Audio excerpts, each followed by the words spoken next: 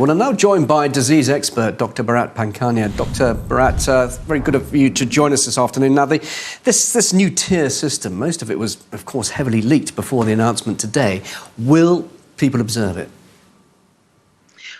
Not only will people may not observe it, but my bigger concerns are that we seem to have a habit of creating layers and complexities and big announcements and then nothing, and then more big announcements. So the biggest announcement I was really hoping and praying for today was that Prime Minister Johnson and his government are going to say that we are now going to delegate the outbreak control authority, meaning the armamentum, the support, and the authority to the local authorities to deal with, or if not local authorities because they're too small, at a regional level. So the regional people are in charge of doing the contact tracing, the testing, and the lockdown measures or restrictions as they find out, because they're a lot more dynamic, a lot more nimble, a lot more sharper than running centrally. I'm disappointed that we didn't hear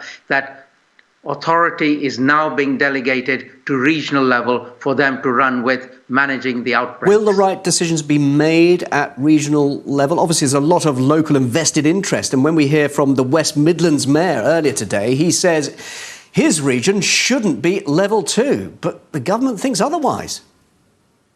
I hear you, and what I meant by at a regional level, I meant apolitical, local public health, communicable disease experts leading on this, rather than just the politicians leading on it, because local experts at the local level can determine very, very quickly how fast, how far, and where to act. And we are unable to do this with the central approach that we have. Also, at the moment, just think about it. If you can't get a test, if you cannot get tested because you haven't got the money to drive to a testing center, you don't get tested. And if you don't get tested, your numbers remain artificially low. So the whole place can be full of lots of infections, but because it's not recorded, it reports as low level of activity. There is a fault in the system there. Shouldn't there be just a blanket approach now? We understand, obviously, cases in the north are rising quite seriously, but of course it also is spreading southwards. A blanket full national lockdown is surely needed now?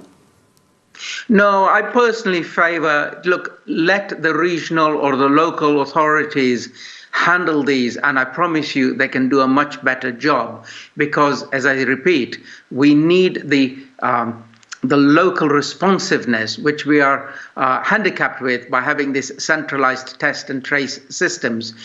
We know a lot about the lie of the land locally, and we can act really, really fast. So if I find that a local shopping center is the hotspot, I can send in my team very, very quickly, find out where the break in infection control has happened, and shut it down, meaning shut down transmissions of infection going forward. That sort of nimbleness can only happen if you allow the local people to lead on this. And putting that into the hands of local authorities will certainly avoid one other issue, which I know I'm sure you'd like to comment on, and that is that we've heard that cross-party MPs and campaigners are suing the government over failure to disclose spending on those contracts related to the pandemic. £3 billion on private contracts, at least. What do you make of that? It was very disappointing and very frightening, because I've always thought the United Kingdom always acted above board. And to see a staggering amount of money spent on private contracts that we know nothing about is worrying, because we're supposed to be an open, transparent democracy.